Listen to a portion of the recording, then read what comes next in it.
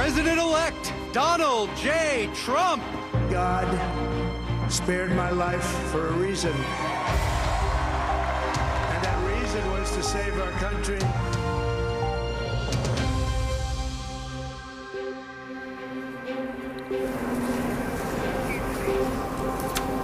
Welcome to our special BBC coverage of Donald Trump's second inauguration. I'm Sumi Somasgonda at the Capitol in Washington, D.C., where the president-elect will take the oath of office in just a few hours' time.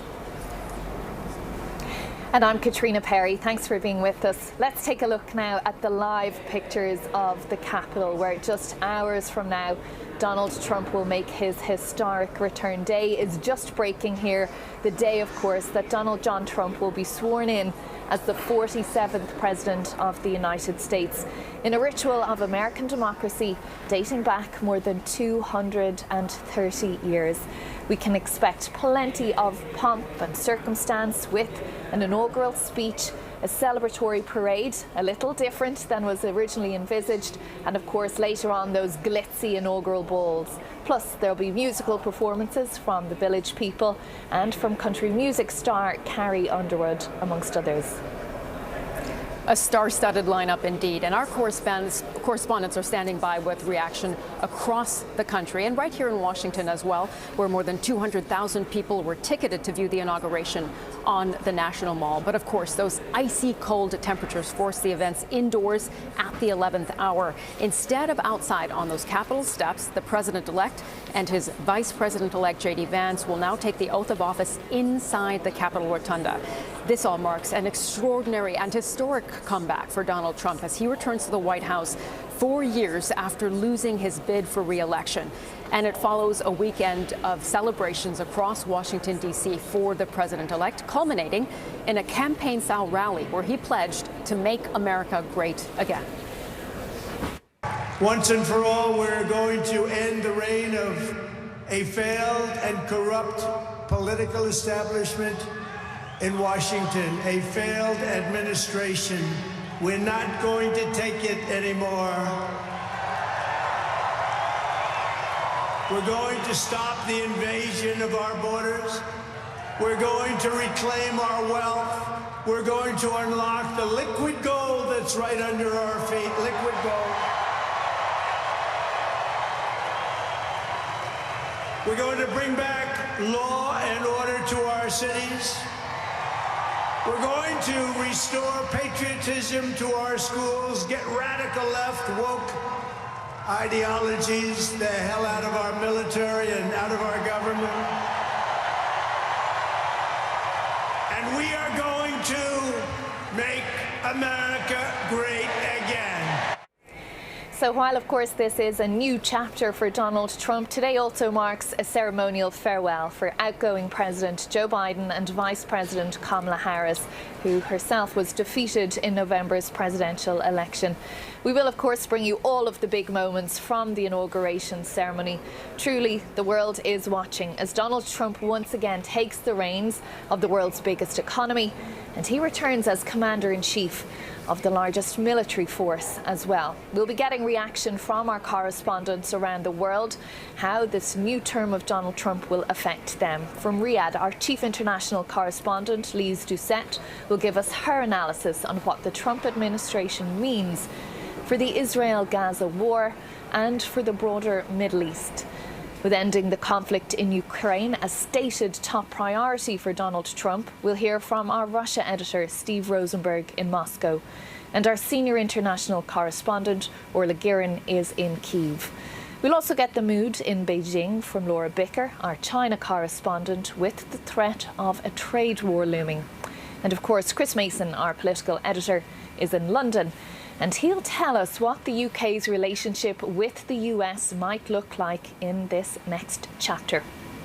Well, let's get the view from the ground here in Washington. First of all, we're joined now by our correspondent, Caroline Hawley.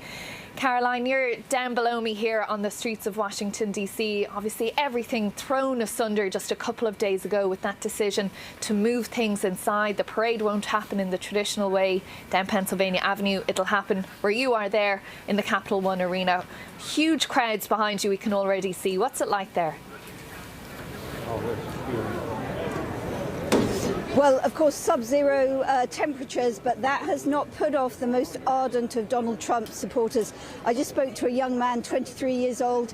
He said the main priority for him was the economy, that he wanted Donald Trump to improve that. He said that he liked everything about the man apart from his spray tan. So that is the arena there behind me where yesterday Donald Trump held his victory rally. People are now queuing for the chance to get in there to watch the inauguration on big screens. And let's just try to gauge the mood here now. Hi there, where have you come from? Idaho. And how long have you been waiting? Right now, only 2 hours. Okay, not too bad. It's very, very cold here, but It is cold. why are you here? Why am I here? To support Trump. And I think is the greatest thing ever happened to the United States, the greatest president. And I hope he helped my cousins in Florida and in Texas to see what the opportunities they have. When will you know that America has been made great again? The first term that he served. Hi there, can I bring you in? Thank you so much. You look very well wrapped up for a day like today. Have you been waiting long? About 2.5 hours. Okay, not too bad. Not too bad. And where are you from? California. So you've come a long way. Yes. Why was it important for you to be here? Our son asked us to come with him, and so we did. He's from Colorado. We met him here. Okay, there's just a small flavour of the enthusiasm here as people queue to get into the arena.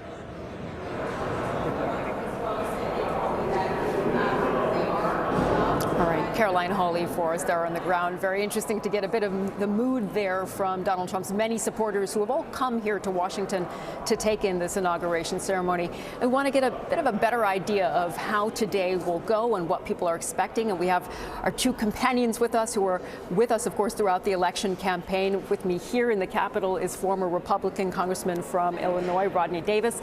And joining us down the line is former Democrat Congresswoman from the state of Florida, Stephanie Murphy. Great to have you both. And Rodney, I'll start with you because you're right here. And I should say, you know, we are in the Russell Senate building here. And you just went over to the Capitol Rotunda where you're going to be taking in the ceremony.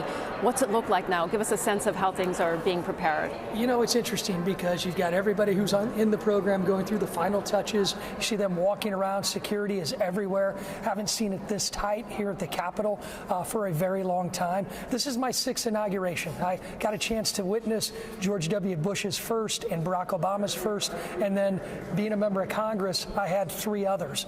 This one is different inside, but it's actually going to be exciting to be able to be inside, witness this ceremony, and all of D.C.'s really, really excited about today. Yes, Stephanie, I'll bring you in as well. I know you're not necessarily braving the cold temperatures here in D.C. with Rodney and I there in Florida, but give us a sense of what you're looking forward to seeing today. Well, I'm sure that as with every inauguration, there is quite a bit of buzz. I remember the first Trump inauguration, it was quite cold and damp, and I think everybody braved it sitting outside for his speech. You know, I think with inaugurations, everybody's going to kind of watch to see who's on that platform with him, and also, more importantly, what he has to say.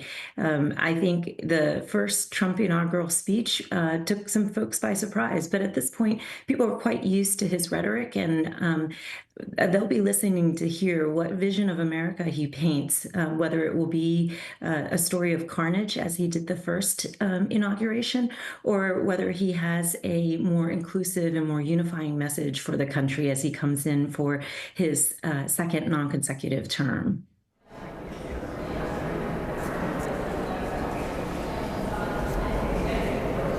To the inauguration, but how fierce has the competition been now that this has been moved inside to the rotunda? Far few people can be there as who would normally be there on the platform and the grass in front.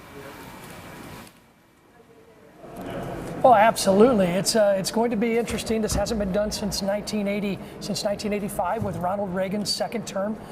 This is an opportunity, I think, for people to be able to witness this experience inside the warmth of maybe viewing parties. I know many members of Congress who have folks that came into Washington, D.C. to enjoy the ceremonies are hosting events in their offices. So they're willing to adapt. And what's been great, every congressional office that I've spoken to has had constituents that understand the situation. They were excited maybe to stand out on the mall and be able to witness what was going on, but they also understand too the weather, the security. There was a need. And Stephanie, apart from what a big day this is for Donald Trump, it's a big day for Joe Biden in a different way, isn't it? I mean, it's officially kind of marking the end of a long career, 5 decades in public service. What's today going to be like for him? I'm sure that today is going to be bittersweet for him. But this is a day that, he will participate in as expected, and will be participating in he will be present at the inauguration. And then he will depart from Washington, having handed over power of the presidency in a smooth transition, and go on to live his life as citizen Joe Biden. And I think that has to be a really difficult day for a man who has spent his entire career in Washington, to leave in the way that he has to here. But but I fully expect that he will behave as is commensurate with the dignity of his office, and we will see a peaceful transition of power. Rodney, just listening to what Stephanie said there, obviously all eyes were on Joe Biden when he took office on his inauguration day. And of course, everyone will be looking to see what message we'll hear from Donald Trump in his inaugural address. How important do you think that speech is for setting the tone of his presidency? It's certainly important. And as a matter of fact, every incoming president has that chance to really lay out what his or her agenda is going to be. Remember, we go back to Joe Biden in 2020. That was a unique inauguration because of COVID. There were a limited amount of people outside and at the ceremony. Joe Biden gave his speech, and typically Democrats, they rally around that speech, and Republicans will find something to nitpick. And that will be the same today. I sat on the platform during President Trump's first speech, and afterwards I was actually a little surprised at all the negativity toward Donald Trump's speech. And I would expect the same from the other party today, but that's what politics is about, unfortunately. But I certainly hope he hits on the problems that exit polling showed just a few short months ago that concern Americans the most. And that is the economy, inflation, and immigration. Stephanie, do you agree with that, what we just heard from Rodney, that we could actually see perhaps the president touch on those important issues, and perhaps some Democrats also rally behind that message of what issues matter to voters, to the American people? I certainly hope he does talk about the issues that propelled him to office for a second term. Those are the issues that the American people care about, and they'll be looking towards the new leader of this country to address those issues, or at least to lay out a plan of, as he says, a plan for a plan on how he plans on addressing that. And I think, having been a Democrat during the first Trump administration, where the Republican Party controlled both the Senate and the House, as well as the White House, I found that Donald Trump is a deal maker. And if you are a Democrat who is willing to work with him, there are lots of opportunities to collaborate. As I was more often in the Trump White House, invited to the Trump White House to speak with the president and to work with his team, than I was even in my own Biden presidency, just because Trump is a deal maker. And I think for those Democrats out there, especially those sitting in moderate seats where they represent a disproportionate number of Republicans and independents, they're going to want to make sure that they are there at the table with Donald Trump, making deals and getting things done on behalf of their constituents. So, of course, there's going to be the inauguration day rhetoric that comes from both parties. But when it comes time to governing, I think there's real opportunity for both Democrats and Republicans to work together, given the narrowly held House and, narrowly held and not quite 60 votes to break a filibuster in the Senate. There will be tons of opportunity for bipartisan collaboration. And as we know, President-elect, soon-to-be President Donald Trump plans to get to work as soon as he can. In fact, he's already been working on some key issues before he's sworn into office a little later on. We'll have that live for you here, of course. He claimed credit for the Gaza ceasefire deal brokered by President Biden's administration, and with his own team then helping in the last week or so to get that deal over the line. So far, 3 female hostages have been released from Gaza and 90 Palestinians have been freed from Israeli jails in return. Now, Donald Trump has also helped bring TikTok back online. He said he would issue an executive order to give the app a reprieve when he takes office later today. He said that that's one of the first things that he's going to do. Of course, on Saturday evening, the Chinese-owned app stopped working for American users after a law banning it on national security grounds came into effect. Here's what Donald Trump said about that ban at his rally here yesterday. So I said very simply, a joint venture. So if TikTok is worth nothing, 0, without an approval, you know, if you don't approve, they're out of business, they're worth nothing. If you do approve, they're worth like $1 trillion. They're worth some crazy number. So I said, I'll approve, but let the United States of America own 50% of TikTok. I'm approving on behalf of the United States. Rodney, I just want to get your views on that. We heard Donald Trump speaking about it yesterday, but we've also heard from a lot of Republican members of Congress who are not happy with this ban to be deviated from. They feel those national security issues do still exist. How do you think President Trump, as he will be shortly, will handle this?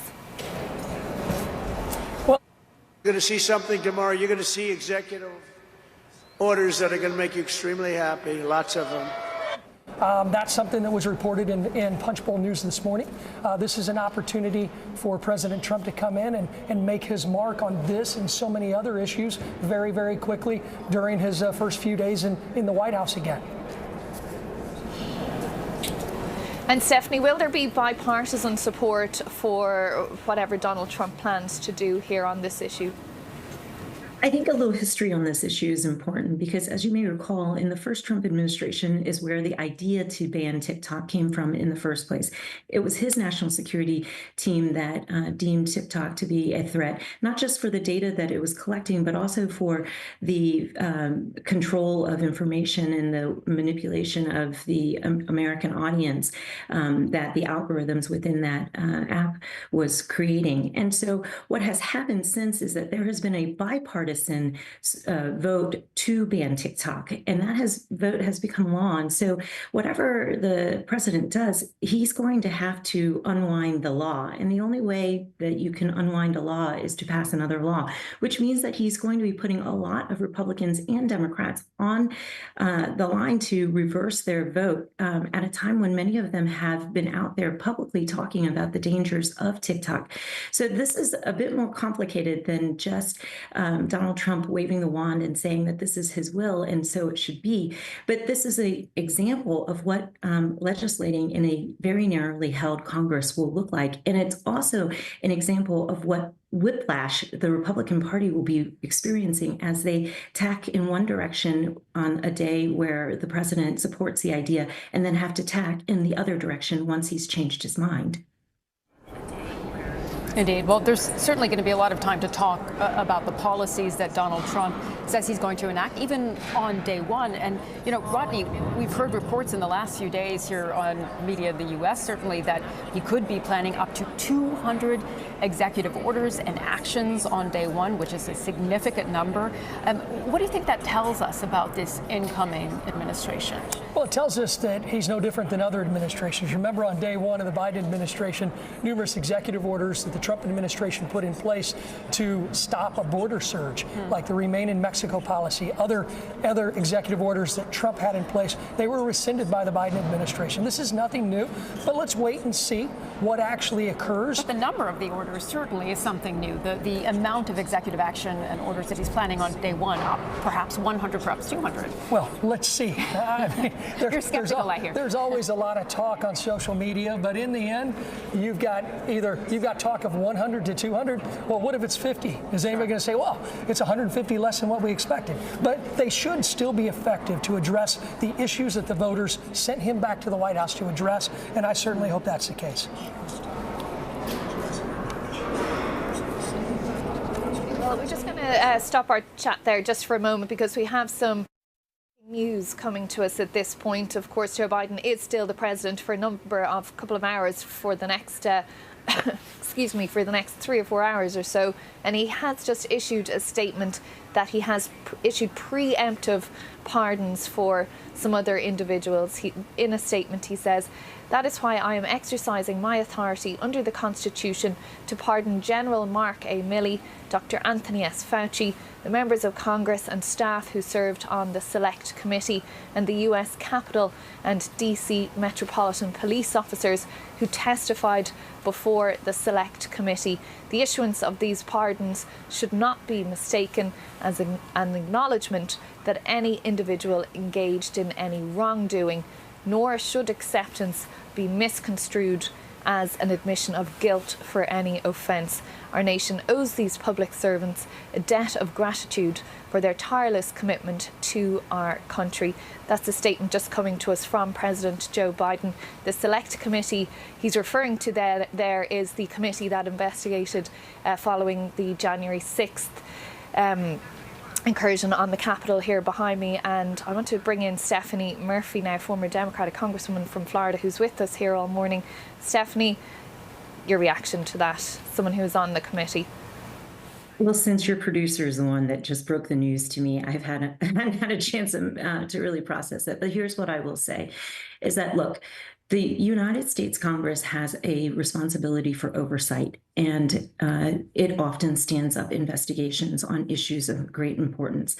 I would say that when a dangerous mob attacks the United States Capitol, that is an event that deserves an investigation, deserves a clear understanding and a report to the American people as to what happened. This is a core part of congressional authority, and I find that the fact that Biden feels that the need to have to issue a pardon for the conduct of regular congressional work is extraordinary, but it certainly is in response to the threats that have come out of the incoming president.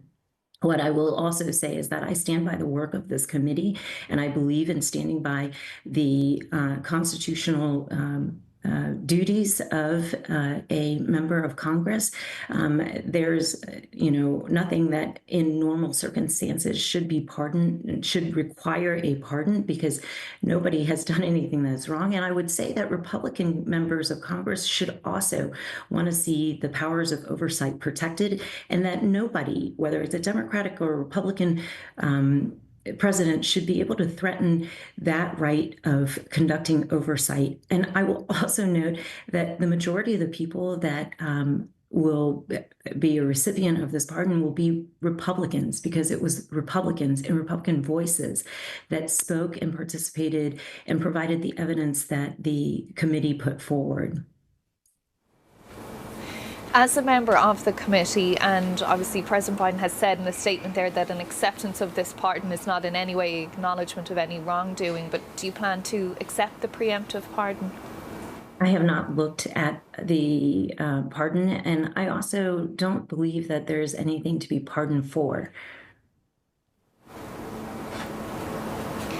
Were you anticipating this coming? I mean, we've seen so many pardons from Joe Biden. I think he's pardoned the greatest number of individuals in office of any other U.S. president.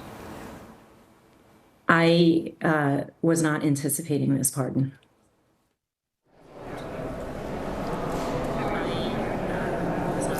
Okay, Rodney, I want to bring you in on this as well. What's your reaction to seeing this?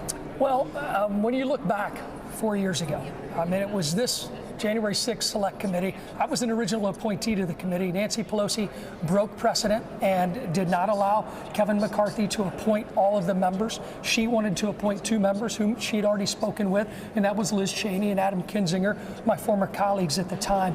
But that 1-6 committee owes my former colleague Scott Perry an apology. because it was just 4 years ago they were investigating his request of then President Donald Trump for a preemptive pardon for his actions leading up to the Electoral College count objections that he was helping to put together. And what the rhetoric was showing back then was the committee and Democrats were saying, well, why would you ask for a pardon if you're not guilty of something? Those are the concerns that many Republicans are going to have. And when you look at the final report of the 1-6 committee, it's not entirely accurate. They still listed my former colleague Barry Loudermilk as giving a reconnaissance tour the day before January 6th into the U.S. Capitol when the Capitol Police notified and witnessed everybody. That did not happen. Just to follow up, though, do you think that the January 6th committee needed to be pardoned, that there was going to be an effort from the incoming Trump administration to perhaps pursue prosecution? Well, I'm not going to say whether or not they should or shouldn't be pardoned. That's something that they will have to take into consideration, because I ended up not being a member of that select committee. But in the end, my opinion is the right questions about the security posture and lack thereof on January 6th were not addressed by that committee fully enough. So I still think that those questions have to be answered. But in the end, this is going to be up to those members of the committee to accept that pardon or not. Okay, well, certainly a really interesting point being made here, and certainly something that President Biden, we've seen in the last few weeks, he's issued all of these pardons. We're going to continue following that. Of course, some breaking news that has just come in this morning. But we also want to speak to Matthew Costello, the senior historian for the White House Historical Association. Matthew, good morning to you, and thanks so much for joining us here on BBC News. Of course, so much news coming into us, but I first just want to get your thought on how you're looking at today, this historic Inauguration Day. Thank you so much for having me. This is the 60th presidential inauguration. Obviously, there's a lot of things happening right up to the moment of not only the change of venue, moving the parade, but also, as we'll see, a flurry of activity that's happening between the outgoing Biden administration and the incoming Trump administration. But there is a much longer history to the inauguration. In fact, if you go back to 1789, the very first inauguration, George Washington is the first one to become president of the United States. And the Constitution at that time only required the constitutional oath. That was really sort of the only guidance that the Constitution gave in terms of an inauguration. And so everything else that we see today surrounding that oath has become tradition, has been invented and done again and again. And so much of the pomp and circumstance that we see today with the transfer of power is both symbolic of a peaceful transfer of political power in the United States, but also it speaks to sort of our very American political tradition of inventing these things around the oath itself.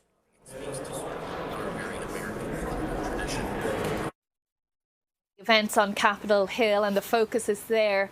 There is a lot of activity going on in the White House in those few hours. Talk to us a little bit about just what that's like for those individuals packing up one administration and moving in and unpacking the next. Of course, and this is a recent phenomenon. If you go back to the 19th century, move-in day was typically much more gradual. It took more time, obviously, to move possessions in and out, to clean the house. But now what we see today is about 5.5 hours of dedicated activity where you have the full-time executive resident staff working with their contractors and their vendors to get everything for one president and first family out of the White House and a new president and first family into the White House. And so between the time when the president-elect and the outgoing president leave the White House to go to the Capitol for the inaugural ceremonies, until the new president returns to the White House after the inaugural parade, usually about 5, 6 o'clock in the evening, the executive resident staff and other staff are flipping the house over. They are moving all of the possessions of one family out and the new family in. So by the time the new president arrives, they will see their clothes in the closet. They will see their family pictures set out. If they've pre-selected any type of artwork from the White House collection, that will be up and displayed. And I'm sure we'll see attention paid to this as well with the Oval Office, because we have seen this. This has become more and more of a common thing that incoming presidents will go to the Oval Office on their very first day in office. They will sign executive orders, and it usually gives us the first glimpse of their presidential workspace. Indeed, and we're told President Trump may sign those executive orders before he even gets to the Oval Office. But I do wish I could move in and out of my house in 5 or 5.5 hours. That sounds rather fabulous. Matthew Costello, thanks so much for joining us here on BBC News. Lovely to speak to you. Well, dignitaries from around the world will join US lawmakers, business leaders and presidents past and present for this traditional transfer of power that we've just been speaking about. Let's have a little look now at just who's going to be on that guest list, who's got one of the coveted seats. Of course, Donald Trump broke with tradition in inviting foreign heads of state to his inauguration. It's an invitation usually reserved for ambassadors or other representatives of foreign governments. Chinese President Xi Jinping was invited, but Xi is sending his Vice President Han Zheng instead. He's already arrived and has met the Vice President-elect J.D. Vance. And while Donald Trump has taken a combative stance on China pledging to expand tariffs, he said the invitation showed a willingness for open dialogue with China. The Argentine President, Javier Milei, is slated to attend as well. The populist leader is a strong ally of Donald Trump's in Latin America. Also on the guest list, the Italian Prime Minister, Giorgia Meloni. She recently visited the President-elect at his Mar-a-Lago residence. And, of course, an array of tech industry leaders are also set to attend this inauguration, including Mark Zuckerberg of Meta, who recently dismantled fact-checking on his platforms, the CEO of TikTok, Xiao Chu. Mr. Trump said he would reinstate TikTok a day after the bipartisan US ban on the social media app came into effect. And again, he said he will do that later today once he's sworn into office. Now, Jeff Bezos of Amazon will also be there. His company donated more than $1 million to Donald Trump's election campaign. Elon Musk of X, of course, close confidant, close advisor of Donald Trump, speaking at that rally yesterday in the Capital One Arena. He's ahead not just of X, of course, but also Tesla and SpaceX, and a major donor. He's set to spearhead a new department of government efficiency in the Trump administration. And Donald Trump even inviting him onto the stage in Capital One yesterday to speak to the crowd, something he didn't afford the opportunity to J.D. Vance to do the same. But I want to bring in now our chief international correspondent, Lise Doucette. Lise, great to have you with us. Talk to us a little bit about what today is going to mean in other parts of the world, in the Middle East in particular. How closely will it be watched, what he says from that rotunda on Capitol Hill in his inaugural address? Yes, great to join you on this inauguration special. I'm speaking to you for, I sort of say it's quite nice temperature here in Riyadh, the Saudi capital, and our viewers may remember that this was where President Trump headed for his first foreign visit, that special distinction he gives to a favored nation. And so when he started his first term, this is where he came. And at the Riyadh summit, I attended that summit, Arab leaders came together to welcome President Trump into the White House. And the message then was, we've got to work together to confront the main enemy in this region. And at that time, it was Iran.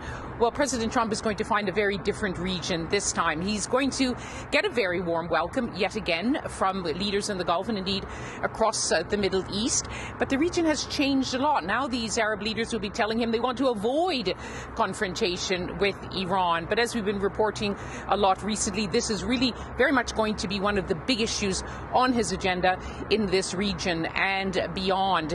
And of course, leaders here, as I'm sure many of them will be watching ceremonies today, what will be uppermost in their mind is what was last night at that rally, President Trump, for the Trump effect. The fact that his envoy, Witkoff, even before President Trump took power, was sitting at the table during those last very difficult ceasefire talks and hostage exchange talks that finally got over the line. It's widely recognized that President Trump's very, very strongly worded threats were taken seriously. He warned Hamas that there would be hell to pay if there wasn't a deal before he came to office. And so we saw yesterday the ceasefire deal came into effect. And Arab leaders in particular, but also the Israelis, are going to hope that President Trump this time, who's vowed to not to start wars but to stop them, is very much going to be on their side. And let's see how he's going to juggle these competing interests, because as you know, when it comes to policy in the Middle East, and especially towards Israel, It's not foreign policy in the United States, it's domestic policy.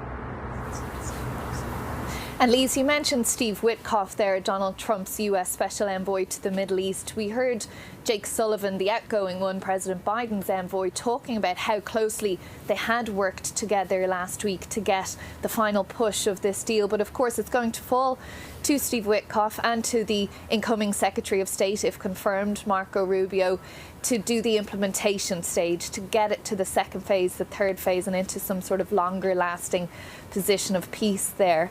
Is there an expectation that the approach will be the same or that it may be completely different? That's a very, very important question, and that is the answer to it could make the difference between success or failure depending on what side you're on. Remember the kind of symmetry, kind of deal-making that President Trump engaged in the first time, in particular with Kim Jong-un, the North Korean leader. Diplomats at the time said they had never seen a summit which had so little preparation. President Trump was not interested in the detail. He wanted the big symbolism, his own personal chemistry. He believed he was the man who knew the art of the deal. Well, in this particular region, you're going to hear as well in Ukraine as well, you do have to go down in the details. But recently, President Trump, he said, well, you know, we have people in our State Department, in our administration who know the rivers and know the mountains, but we need people who know how to make a deal. And so Steve Witkoff is a real estate mogul. He doesn't know a lot. What we understood is that he went to one meeting after another and basically went to the table and said, right, President Trump wants a decision before the 20th of January. Do it.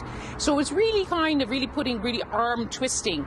Is he going to be ready to really get into the nitty-gritty? Will President Trump use his son-in-law, Jared Kushner, who's got very close ties with the man who's the de facto ruler here, Mohammed bin Salman? Jared Kushner, of course, played a very key role in the Abraham Accords, and President Trump says he wants to expand the Abraham Accords. And Katrina, I think that's going to be one of the real issues that President Trump is going to have to juggle these various his friendships with and alliances with various people, because he wants to expand the Abraham Accords. The country he wants to join is Saudi Arabia.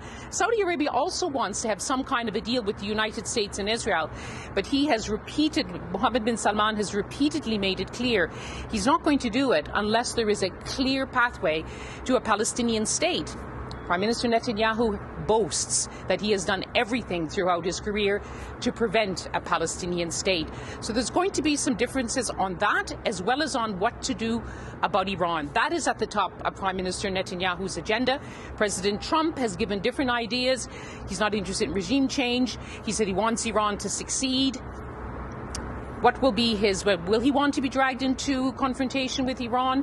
Doesn't sound like it, but Prime Minister Netanyahu hopes that he'll be able to do something with President Trump on that file. So in addition to the very heavy domestic agenda where he's got a lot to do, there'll be a lot to do in this region, and all the files I mentioned and even more. All right. Fascinating perspective there, Lise, at a time where there are such high stakes, as you said, in the region. Certainly something on the foreign policy side that Donald Trump and his incoming administration will have to be looking very closely at in the coming days. All eyes of the world, of course, on Donald Trump. And here in Washington, we're looking at some pictures of the Blair House. That is where the president-elect Donald Trump and the First Lady, Melania Trump, have been staying overnight. At the moment, they have not exited yet. After that, they'll go to the St. John's Episcopal Church, which is very close by. There'll be a closed-door service there. But those are the pictures that you're looking at the moment. The day starting early for the president-elect and for Melania Trump as well. As we're looking at those pictures, let's go to the ground. Our correspondent Caroline Hawley, who has been among some of the crowds of the many supporters, tens of thousands of supporters of Donald Trump who are on hand in the city in Washington, D.C. Of course, originally this was supposed to be a traditional inauguration outside. Some 250,000 tickets handed out to those supporters for them to be able to attend the outdoor inauguration. Now many of those people looking for places to watch the inauguration. Some of them will be going to the parade at the Capital One Arena. Caroline, what are some of the people who you've been speaking to telling you about why they came to D.C. For this ceremony? Well, it's interesting. A lot of people are saying they wanted to watch history unfold, but mostly it is very ardent supporters of Donald Trump. We are waiting now outside the arena, which is where, of course, the victory rally was held yesterday. And I'm with someone who was at the victory rally, who's just joined the queue again and is going in to watch the inauguration on the big screen. So tell me where you've come from. I'm from Philadelphia, PA. And you were at the victory rally yesterday? Yes, it was awesome. So great, so great. What was awesome about it? Everything. What did you like about what you heard? Well, that there's going to be change, and it starts today at 12 noon. That's most important. Change. What change do you want to see? What of his many promises, and he's promised to fix essentially all of America's problems, what of those do you want him to put highest on his list? The border. Close the border. Close that border. Yep. Free the J6ers. Why is it so important? The crime in this country's going, it's crazy. I mean, you got to close it. They're taking our jobs. They're robbing, stealing. It's terrible, the crime in this country. Does everyone you know support Donald Trump? Yes. Do you have friends who are concerned, even afraid about what his presidency may mean? No. We're all Trump supporters. I'm from Springfield, Pennsylvania, and the way I look at it is we needed this to happen because these last 4 years have been terrible for America. Biden and Harris put America last, and we have nothing. The inflation is sky high, jobs are horrible, the economy is horrendous. Yes. And all the illegals that came in this country, they gave them everything.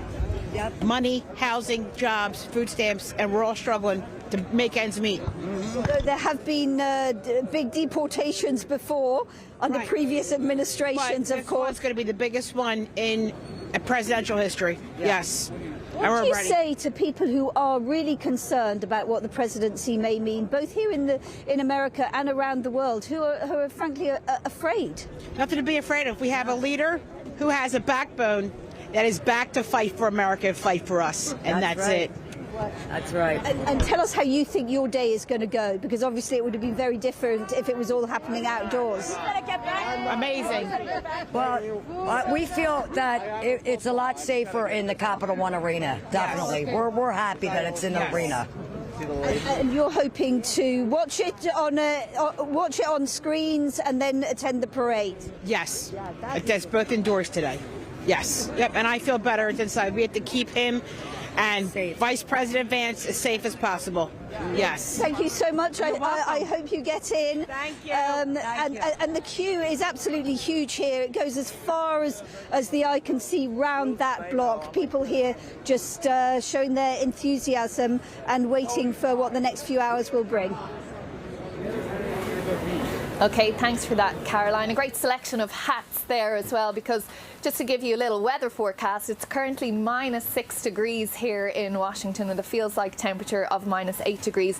So that's why we're all bundled up, wearing our hats and all our gear, keeping warm. And of course, that's the main reason that everything was moved inside to the Capital One Arena there, where Caroline is, with those folks queuing to get in to see Donald Trump, as he later will be the 47th President of the United States. And of course, at 78 years old, Donald Trump will become the oldest person ever to be sworn into the office, surpassing Joe Biden, who held the record previously, by just a few months. So let's remind ourselves a little bit about Donald Trump. Of course, we know him so well at this point. He was born and raised in New York. He took over his father's successful real estate business in 1971. He rose to national prominence as host of the reality TV show The Apprentice. Now, Donald Trump won election to the US presidency in 2016, of course. He was defeated for re-election by Joe Biden in 2020, and his subsequent attempts to overturn that loss landed him in, well, legal trouble, didn't they, with several federal cases that were ultimately dismissed. And just this past November, Donald Trump secured a decisive election victory against Vice President Kamala Harris, who was running for the Democrats. Now, Donald Trump is the first president to return to office after being defeated for re-election in more than 130 years. And Donald Trump is making history of another kind today because he will be the first convicted felon to occupy the Oval Office. In May, he was convicted of falsifying business records to cover up payments to an adult film star, but avoided prison time. And of course, he has said that he intends to appeal that and completely rejects all the charges. Now, Donald Trump has 5 children, of course, and is married to Melania Trump, his third wife. And she will, of course, become First Lady for the second time a little bit later today.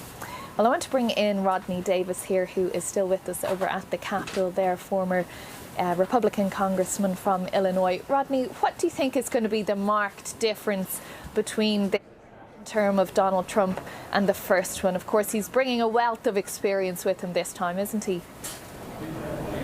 Well, he certainly is. I mean, this transition is much, much different. Remember, this transition, he nominated his cabinet secretary nominees earlier than any other president in American history because he values the court of public opinion. He wanted to see how they would do with this long transition into the job.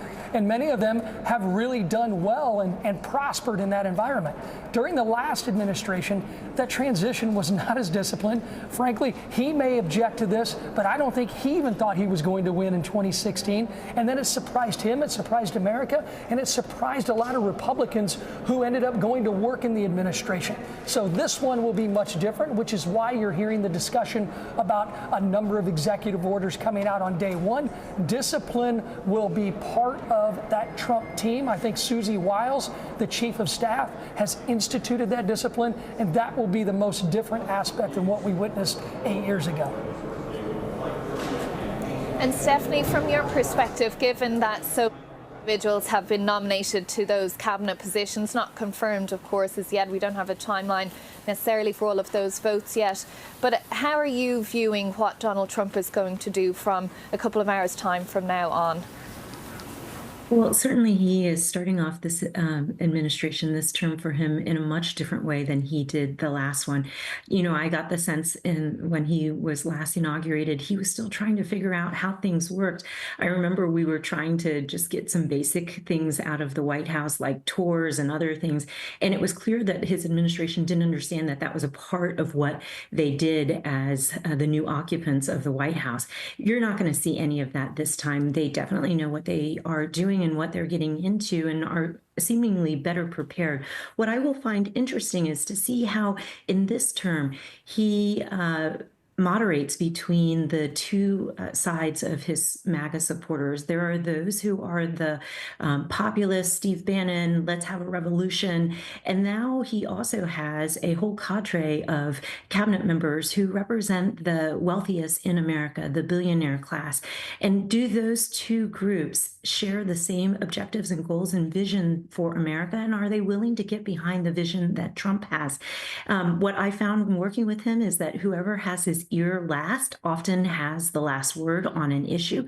And so there'll be quite a scramble within the White House, I imagine, to be the person who has his ear last on any issue before he makes a decision. And you'll see those two elements of his party battling it out.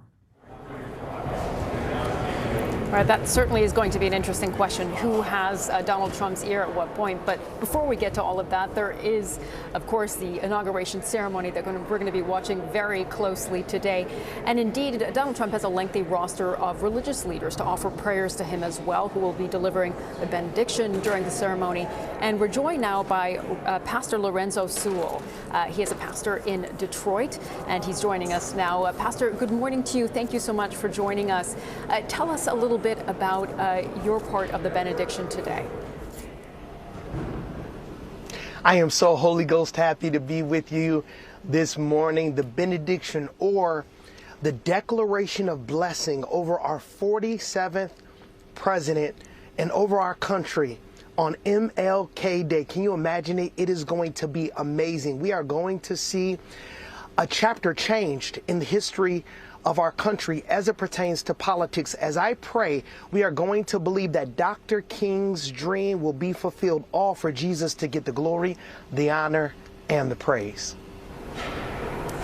Pastor, tell us what this moment means to you to be able to deliver this benediction, be part of it. Well, I was born and raised on the east side of Detroit. I was mentored by murderers, a student of the street. My dad is in prison for murder today. And for a kid like me to have an opportunity to pray over our president and, quite frankly, over the world, I believe it's Dr. King's dream being fulfilled. It means so much to see the prayers of my mother come to pass. When I was a street pharmacist, I used to be a drug dealer. I had a mighty experience with Jesus Christ. He changed my life forever. And because of that, I believe that this country is able to see that God can do anything, that he could take somebody like me that people would consider trash, and he can make it his treasure, all for his glory and his honor. And MLK, excuse me, MLK and him having, you know, the dream speech right behind where you are there on the Mall, of course, delivering that. I'm just wondering how you see that visit coalescing with Donald Trump and some of the plans that he has.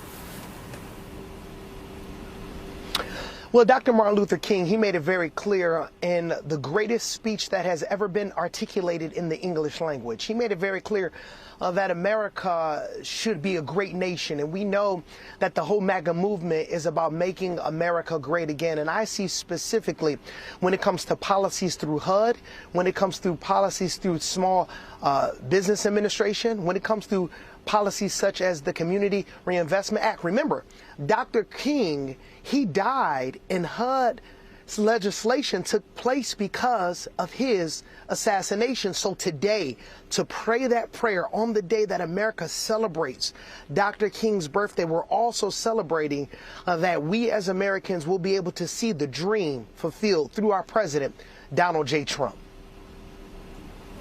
And have you had the opportunity to discuss some of those issues with President-elect Trump, specifically as you're talking there about housing policy? I've been able to go to Scott Turner, my good friend's hearings. I've written out prayers for him. My good friend, Senator Tim Scott, I've been able to sit with he and his team as it pertains to the housing crisis that we see all over our nation. We know we need approximately 1 million new homes built. So we have been working diligently and working hard to be able to see these policies come to pass so that in the next 100 days, we can see policies enacted whereby those who are the least of these, the disenfranchised, the marginalized, those that Dr. King would expect us to care for, we can be able to see them cared for, all for Jesus to get the glory, the honor, and the praise. Okay, Pastor, thank you so much for joining us this morning ahead of this day, and wishing you all the best. And Rodney, is, we're just hearing from the pastor there. We should say that he actually also spoke at the Republican National Convention in Milwaukee, so he's not new to, of course, Donald Trump and to the Trump team as well. But this is part of a day full of pomp and pageantry. Just tell us a little bit about the inauguration day itself and how it actually runs and what it means to have this day. Well, certainly. It's great to see the pastor be a part of the program, be a part of the ceremonies. I think he represents the historic number of African-American voters that voted Republican and voted for Donald Trump in this election to help propel him back into the White House. To have this day of pomp and circumstance and ceremony, I mean, it is different. I don't remember the Reagan inaugural inside, but I've read about it, and this is a living history for us. So decades from now, we'll be able to say we were here when they moved that inauguration back up inside because of the weather and maybe because of some security issues because of the 2 assassination attempts on President Trump. But when you get to the inaugural, people will have to get to their seats very early. Usually, you would have seen them lining up outside hours and hours before the 11:30 start. But once it starts, everybody quiets down. It's exciting. They're listening to every single aspect and really understanding, too, which major singer is going to deliver the musical renditions. And that's always a fun part of the inauguration, too. I got a chance to see Garth Brooks practice singing his rendition of what he, I forgot the song he sung back in 2020. I can't tell you either. I can't remember. Yeah, but he was so good. He just got up there and just pounded it out with just me and about 10 people on the platform the night before. We'll have to ask Katrina because we know that she will definitely know the answer to that question. But first I want to ask Stephanie, 4 years ago, of course, it was a very different inauguration because of COVID and Joe Biden entering the office shortly after January 6th. But give us a sense of how today will be different and what impact do you think that has on the entire pomp and pageantry of an inauguration? Yeah, I think, the inauguration 4 years ago was set up very differently than the first Trump inauguration, and certainly this inauguration because of COVID. They had to create some social distancing, and so members didn't really sit where they normally sat.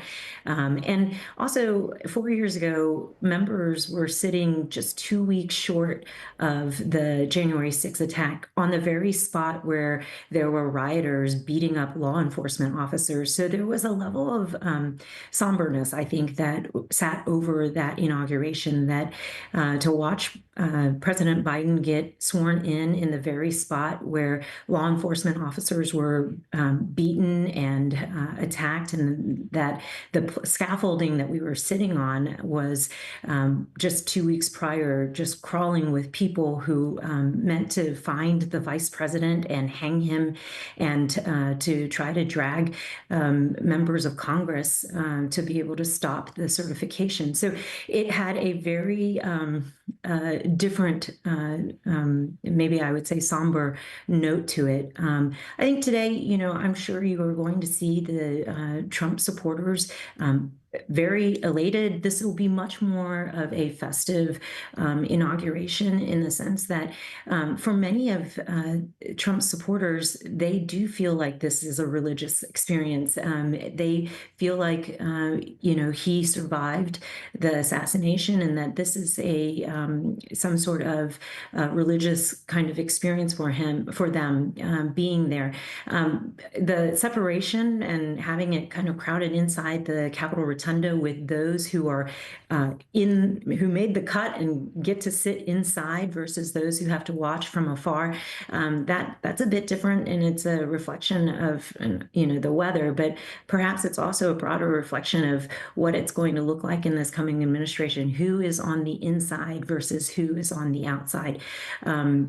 And so it'll be not just different from tone and tenor, but it'll also be different from setup and the way that things look. But inside the rotunda, you can make it look like a really crowded room, and I know that's important to the incoming president. Okay, and Rodney, I can tell you that bit of trivia you were looking for, the song that Garth Brooks performed at Joe Biden's 2020 inauguration, was Amazing Grace. So you can take that to your table quiz if you want, as a winning answer. And of course, we saw Garth Brooks just a couple of weeks ago at the Carter funeral, performing there with his wife Trisha Yearwood, that John Lennon song, Imagine. And in 2020, to the point you were making there, Rodney, of course, that was all about unity between such a divided country as it was heading into that election. It's still a divided country. 77 million people voting for Donald Trump. 75 million people did not vote for Donald Trump. Rodney, how are you expecting President Trump, as he will be then, to address that in his inaugural address? Well, I think President Trump has the right to address the fact that he had an historic victory just a few short months ago. He won an overwhelming number of the electoral votes.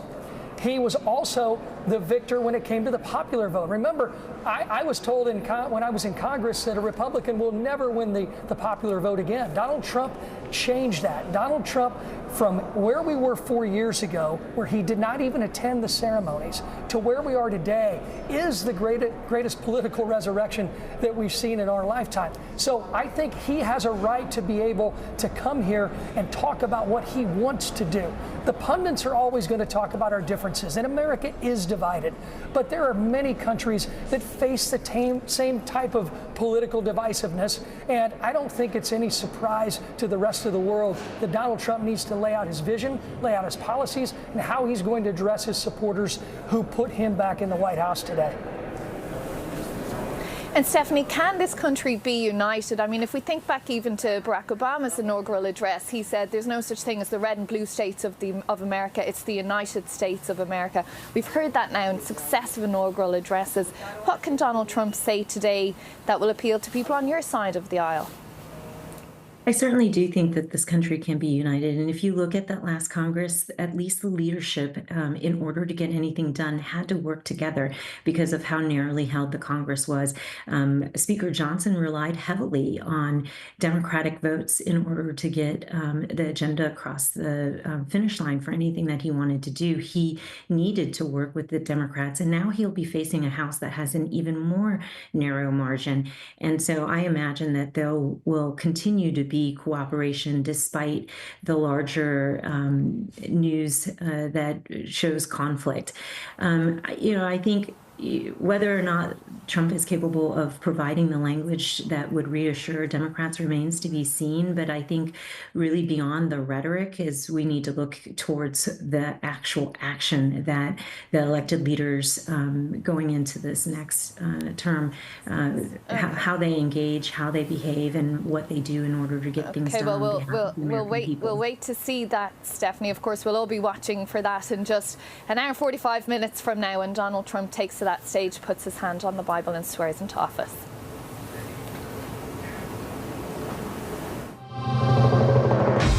President-elect Donald J. Trump.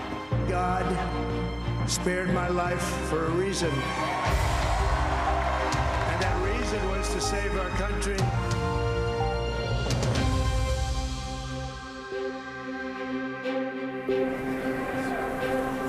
If you're just joining us, welcome to our special BBC coverage of Donald Trump's second inauguration.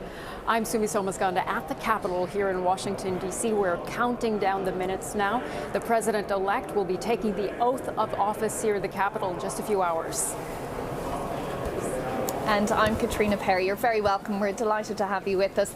We're looking at some live pictures here of the Capitol where Donald Trump will make that historic return to the presidency. Of course, he's set to be sworn in as the 47th president of the United States in a ritual of American democracy dating back more than 230 years. It's a bitterly cold day here in Washington, D.C., but as you can see in that shot of the Capitol, a glorious blue sky, plenty of sunshine here as day has now broken.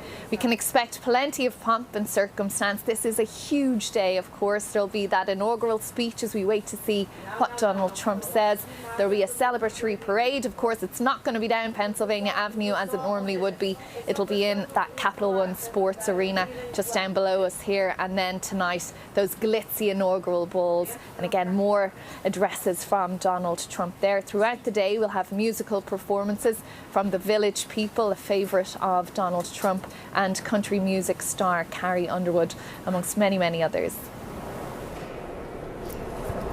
Of course, that star-studded lineup, and our correspondents are standing by across the U.S. and across Washington, D.C. As we know, many of Donald Trump's supporters are gathered here. More than 200,000 people were ticketed to attend the inauguration on the National Mall when it was still planned to be outdoors. But those bitterly cold, icy temperatures forced a change of venue and a change of plans in the 11th hour. Instead of outside on those Capitol steps, the president-elect and his vice president-elect, J.D. Vance, they will be now taking the oath of office inside the Capitol Rotunda. It marks an extraordinary comeback for Donald Trump. He is returning to the White House 4 years after losing his bid for re-election. It also follows a weekend of celebrations here in Washington for the president-elect, including a campaign-style rally where he pledged to make America great again.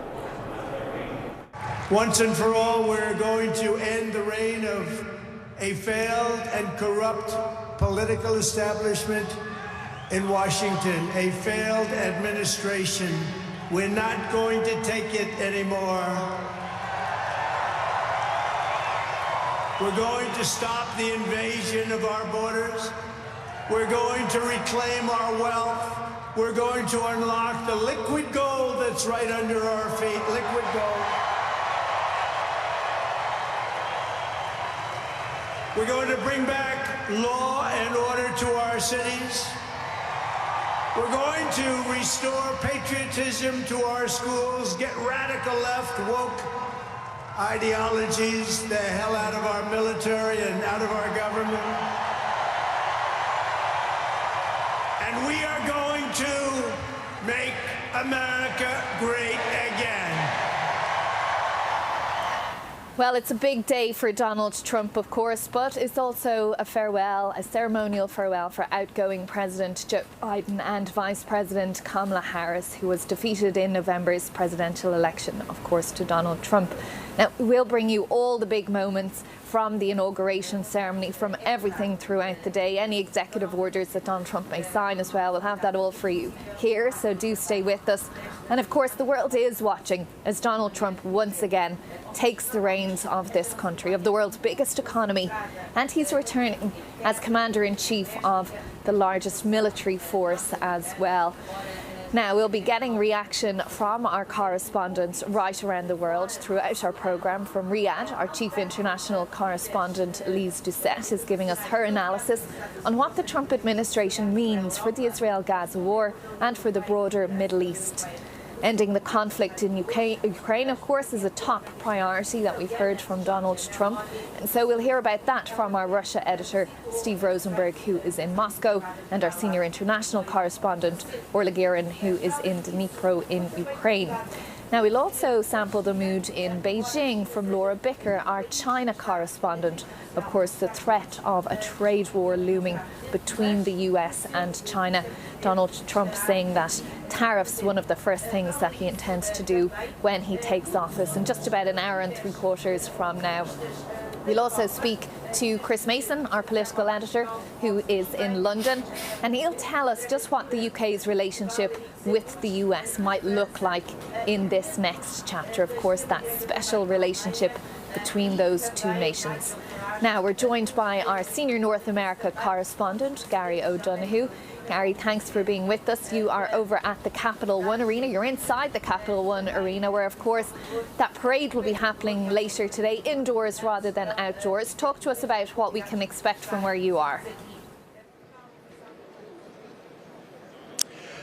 Well, it will be full. It'll be full with Donald Trump supporters, but it'll only be about a tenth of those that really wanted to come and witness the inauguration up close, if you like, because there were around 220,000 tickets sold for the National Mall. When that was cancelled and it was moved here, there's about 20,000 capacity. So they are already lining up block after block outside this arena to get in. He's not expected here for 8 hours, but they're still out there in the frigid temperatures here in Washington, waiting to see their new president. And we will expect some other celebrities here later on. We also may expect him to do some of the signing of these executive actions and executive orders that he's promised to do on day one of his presidency. He may want to do some of that in front of the crowd as well. And of course, we'll hear his sort of speech. We'll hear what he's got to say about the coming few days. He's made all sorts of promises about immigration, about energy, about ending the war in Ukraine and the problems in the Middle East and the trade tariffs with China. All that will be looking for the deal. There will be a blizzard in Washington, D.C. today, and there will be a blizzard of activity coming out of the White House and out of Donald Trump's administration in the coming days too. Indeed, Gary, that's what we've heard from the Trump team going into this second term for Donald Trump.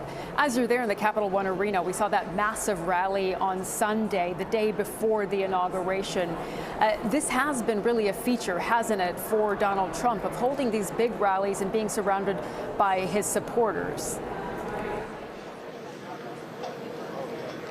Yeah, and the really interesting thing yesterday is that, of course, one of the people he brought up on stage yesterday was Elon Musk, the owner of SpaceX and X, the social media network, someone who's going to be running or helping to run this Department of Government efficiency even. But not his vice president. He didn't get a little spot on stage. So that tells you where some of the real power will lie in this new administration. Musk, we're told, may get some office space on the White House campus itself as well. And they're going to go very hard on this. It's worth noting that when Donald Trump talks about these executive orders and these executive actions in the coming days, there will be a lot of noise and a lot of atmosphere and a lot of sort of attention paid to them.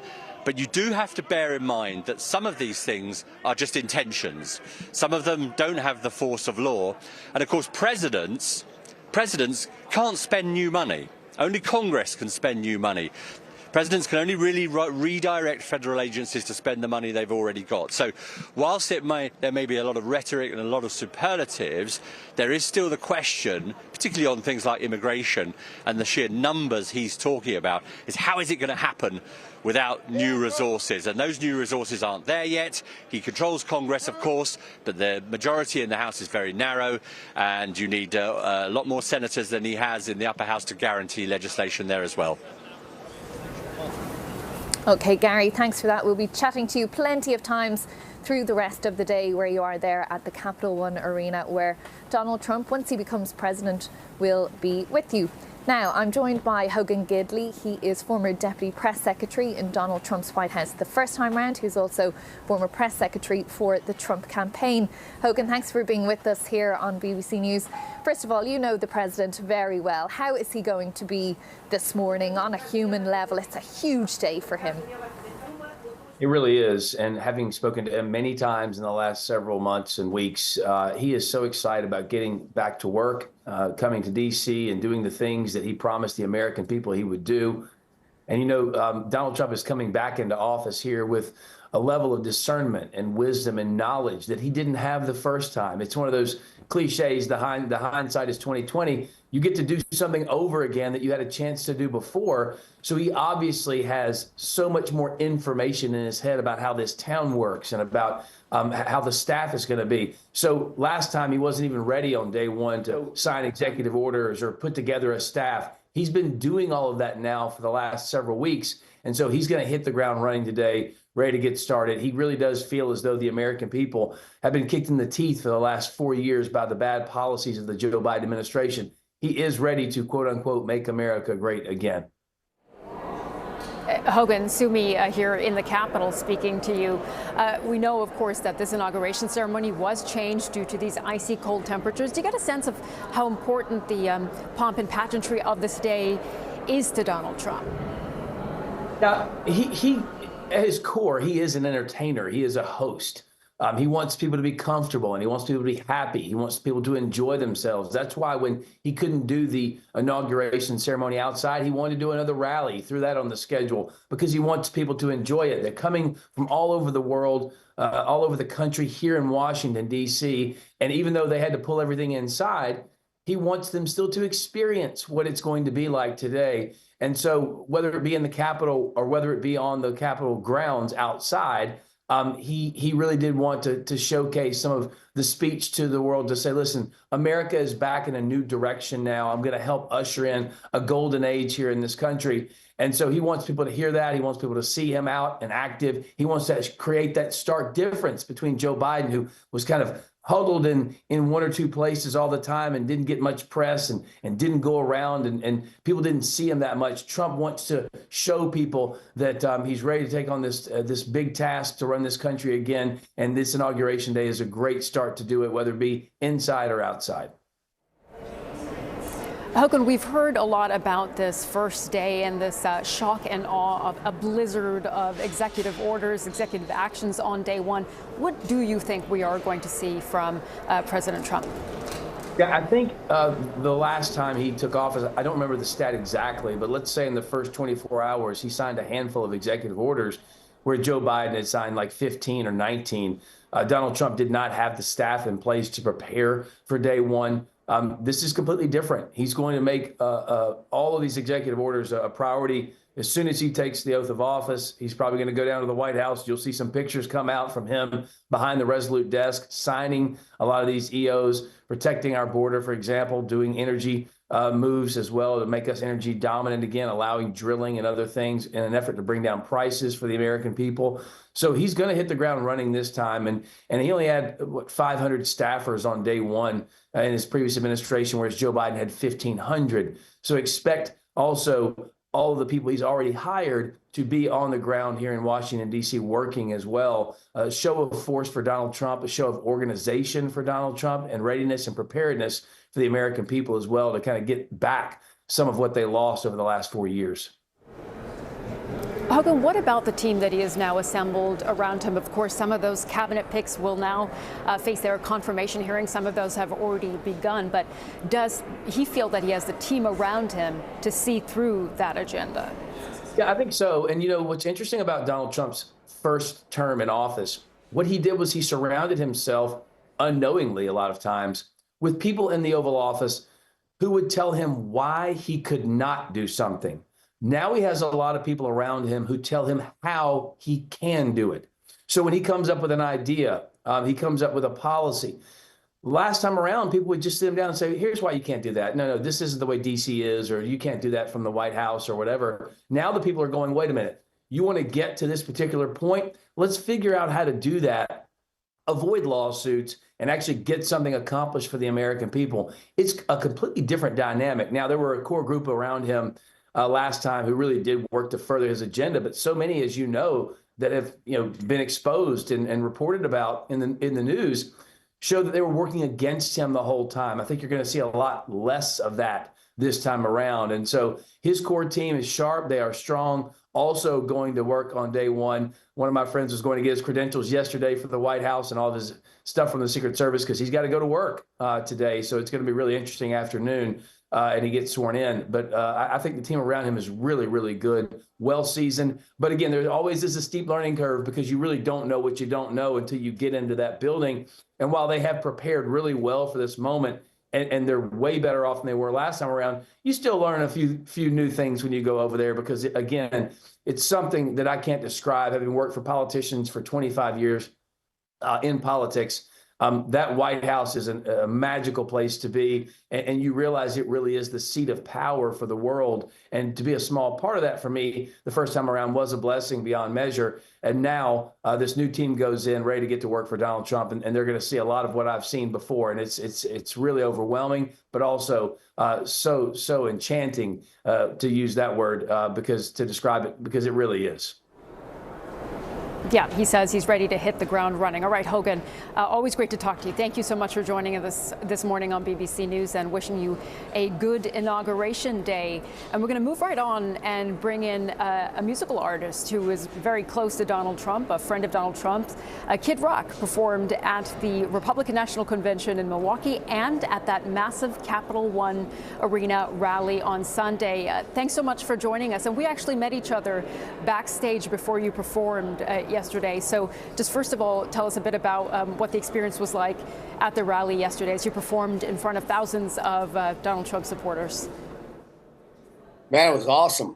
It was awesome to see America, to see the best that America has to offer, kind of in a synopsis under one roof. And it feels like kind of the rebirth of America in a sense, if you can understand that. Kid Rock, it's Katrina Perry here speaking to you from Capitol Hill as well. What are you looking forward to today, to seeing or to hearing from President-elect, soon-to-be President Donald Trump? Well, what I'm looking for is for him to be sworn in, and then for him to start kicking ass for America, to be a voice for the people that elected him, to straighten out the economy, get the border under control, to basically, like he said, make common sense decisions like most people do in life when they pay their taxes, when they go to work every day. Just be a man for the people and straighten this stuff out that Joe Biden's ruined for the last 4 years. Talk to us a little bit about how your day is going to be. What are you doing yourself? Man, so I've been on my program since January 1st. Like, I haven't drank any beer. I kind of been getting ready for the inauguration, working really hard. So today we're thinking about going to the Canadian Embassy. Well, actually, the Canadian Embassy, and maybe employing them to be our 51st state, with Governor Wayne Gretzky, and having a good time because I'm done with work, so I can actually celebrate the rebirth of America today. What about you? What are you doing? Where are you at? Well, I'm standing on a rooftop in these very, very chilly conditions. We'll be on air for 11 or 12 hours, so I don't think I'll have anywhere near as fun a day as you have planned for yourself there. That sounds like you got the better deal here indeed. I mean, I can't see you right now, so I don't know what you look like.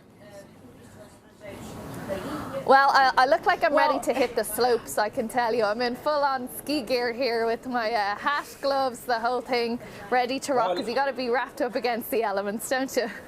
I love to go skiing. I love to go skiing. You sound sexy. You want to go with me? Well, we won't get into that right here. So we're doing no skiing today. We've got a day of broadcasting to do. But Kid Rock, thank you so much for joining us here on BBC News. Enjoy your day. God bless. Well, let's have a look at the timeline of today's inauguration events. Just what will Donald Trump and J.D. Vance be doing? Well, of course, the president-elect will arrive at the Capitol here behind me in just less than an hour, really, at this stage. Let me see, let me check the time. No, a little more than that, just after 11 o'clock Washington time.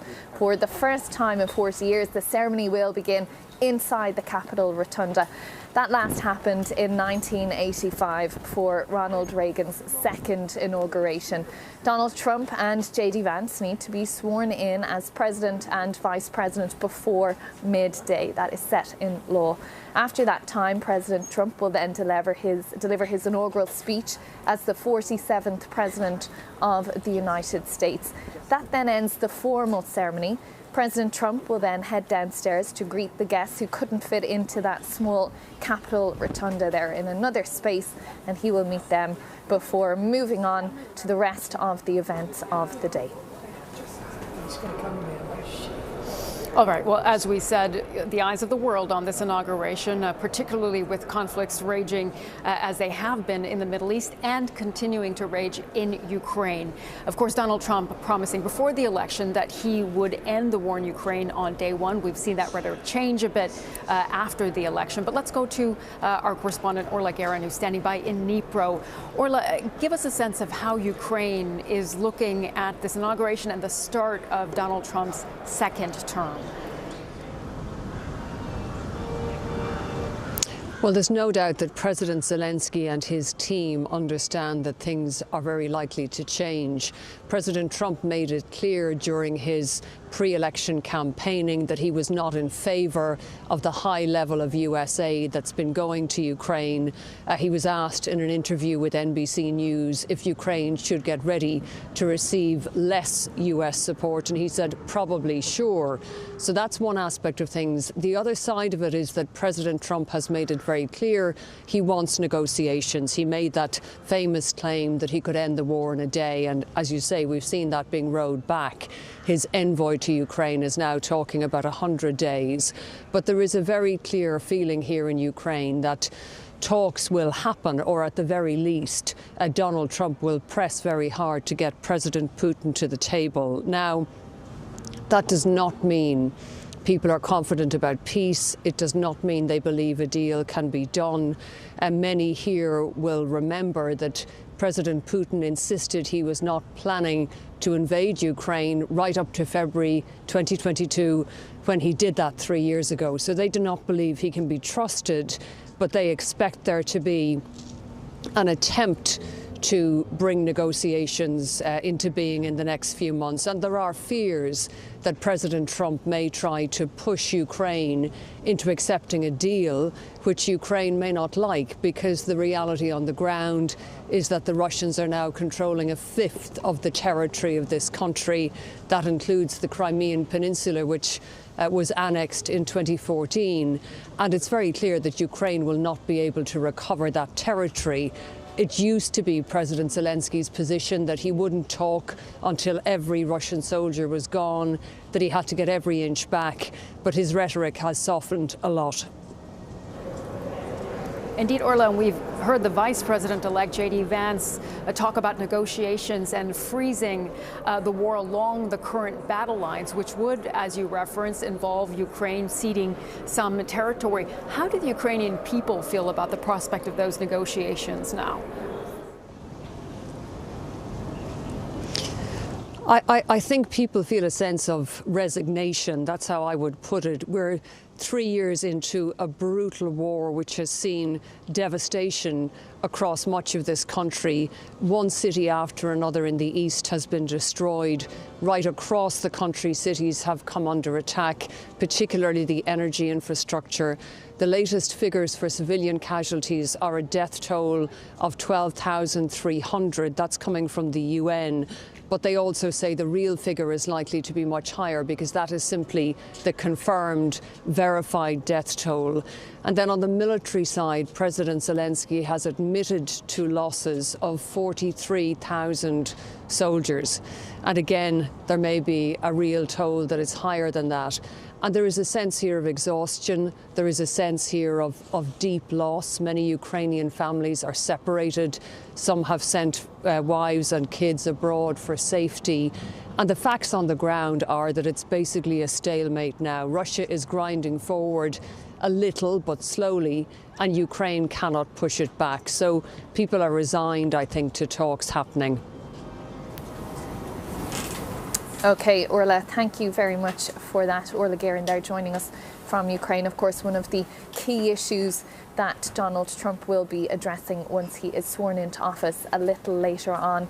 We're looking here on the other side of your screen there at a live shot of Blair House. Blair House, of course, just across the street from the White House, the official residence. And by tradition, that is where the president-elect spends the night before Inauguration Day. So that is where Donald Trump, Melania Trump have been. He's been there for 2 nights, actually, held a number of meetings with Republican members of Congress, Republican senators and Congress people, just going through what the agenda is going to be once he is sworn into office a little later on. You can see there from your screen as well a large kind of green covering the steps coming from the building into that white marquee. That's where he'll get into the motorcade, completely screened from view for the whole time of that short trip from the building into the car. But we're keeping an eye on that scene there because that is when President Trump will officially begin his day. He'll leave Blair House into the motorcade then, and he will travel to St. John's Lafayette for a church service. The incoming First Lady and the President-elect will do that. When that service concludes, the motorcade will then bring him to the White House for the customary tea with the outgoing president. Of course, say customary, but that was not the case in 2020 when there was not the same peaceful transitional handover as Joe Biden and Donald Trump are engaging in this time round. Now, we can speak to someone who knows Donald Trump very well, Republican Senator from Wisconsin, Ron Johnson. Senator, great to have you with us here on BBC News. Thanks for joining us. What are you looking forward to today? We've heard from Donald Trump it's going to be a busy day. He's going to hit the ground running, 100, maybe 200 executive actions. Well, what he'll start doing is honoring the promises he made during the campaign. And both in 2016 and then again in 2024, his primary promise was he was going to secure the border. Now, unfortunately, we had the intervening 4 years of President Biden where he threw the border open. And so we have a big mess on our hands, sparked 40-year high inflation, created this clear and present danger with his open border, war on fossil fuels. So there's an awful lot of damage to be repaired from the Biden administration. But no, I agree. President Trump is going to hit the ground running. I think you'll see immediately executive orders on the border, opening up our energy resources. And from my standpoint, following that, we need to dramatically reduce the level of total government spending here in the U.S. back to some reasonable pre-pandemic level and do everything we can to make sure that we don't have a massive automatic tax increase in 2026. Good news there. We have some time to get it right. Senator Sumi Somaskanda speaking to you here also from the Capitol.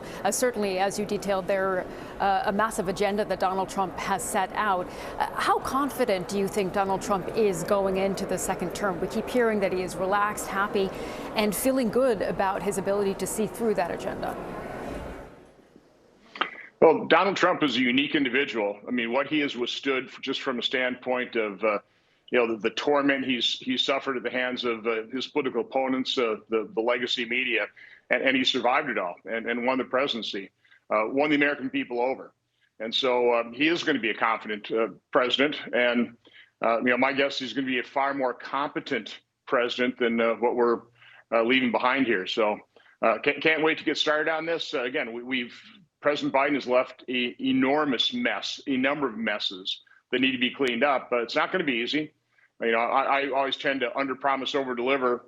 President Trump seems to have the opposite. That he likes to make promises, but more than any president during my lifetime, he's actually honored those promises. So he comes into this with the backing of the American public. They want a secure border. They want inflation tamed. They want to use our God-given energy resources. So the good news is he has the American people's backing as well.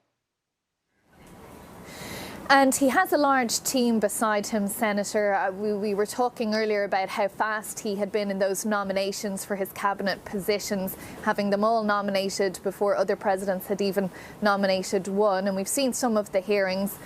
What kind of time frame do you think we're looking at in terms of votes to get those various secretaries confirmed so Donald Trump can start delivering on those promises you've outlined? Well, Republican senators want to start voting immediately. We'll probably take some confirmation vote hopefully today. Let's hope Democrats don't slow the process down. We were quite cooperative for both President Obama and President Biden to get their nominees in place. I hope Democrats will be equally cooperative. Listen, our national security is at stake. Our economic security is at stake. The safety of the American people is at stake. So, hopefully on a bipartisan basis, we'll respect the will of the American public. President Trump won a convincing victory. He should decide who he wants serving his administration. One point I'll make is he comes into office this time, far more knowledgeable about what happened in terms of him being undermined by deep state actors in his first administration. So he's wary of that. I think that's one of the attributes he's looked for in his cabinet picks. People who are, intelligent, articulate, and quite honestly are willing to fight and make sure that the departments actually govern the way President Trump wants them to govern and don't sabotage and undermine this administration. Okay. Republican Senator from Wisconsin, Ron Johnson, thanks for joining us on BBC News, and do enjoy your day. Well, let's have a look now at, we're getting some excerpts of what Donald Trump is expected to say in that key inaugural address. These are coming to us from our US editorial partners from CBS News. And Donald Trump is expected to say, "I return to the presidency confident and optimistic that we're at the start of a thrilling new era of national success." The excerpts also say that he will talk about a tide of change that's sweeping the country, and that he will say, "Today I will sign a series of historic executive orders, and that with these actions," he says, "we'll begin the complete restoration of America and the revolution of common sense." He also says in these excerpts of the speech that we've been given through our partner CBS that his message to Americans today is that it is time for us to once again act with courage, vigour, and the vitality of history's greatest civilization. So just a little taster there of what's to come from that inaugural address that Donald Trump will make once he's sworn into office for his second term as president, 47th president. Now let's have a closer look at the other individual who'll be sworn into office today. Of course, Vice President-elect J.D. Vance will become the Vice President of America. And at 40 years old, J.D. Vance will be just the third youngest Vice President in US history. J.D. Vance first came to national attention with his best-selling memoir, Hillbilly Elegy, later turned into a movie, of course, and that detailed his upbringing in a poor rural community with a mother impacted by drug addiction, and he's spoken a lot about the impact that had on him and his life. Mr. Vance served in the Marine Corps as a military journalist, deploying to Iraq in a non-combat role. He had stints working in corporate law and venture capital. Of course, he was once a never-Trumper, but J.D. Vance then went on to become one of Donald Trump's most vocal supporters in Congress, eventually propelling him to the vice presidency. And now he will be there by his side throughout this administration. And his elevation has left a vacancy in his Ohio Senate seat, where he served for 2 years. Well, I'm joined now by Frank LaRose, the Secretary of State for Ohio. Thanks so much for being with us. The sun's coming up. It's warming up a little bit here, so you've brought that sunshine with you. We don't bring often a lot of warm weather from Ohio, but we're excited about Ohio's own J.D. Vance becoming our next vice president. Yeah, and you know him very well. Tell us a little bit. I mean, this is a massive day for him, his wife Usha, and their 3 small children. We had a chance to hear from him last night as Ohio was gathered for the Ohio Ball, and his story is Ohio's story. He had a legendarily rough upbringing, but he transcended that and put himself into the United States Marine Corps, became a successful businessman, became an author, of course, graduated from a prestigious law school, served in the United States Senate, and now at 40 years old is about to become the Vice President of the United States. This is something Ohio's very proud of, and we heard from his mother last night as well, who's now celebrating 10 years of sobriety.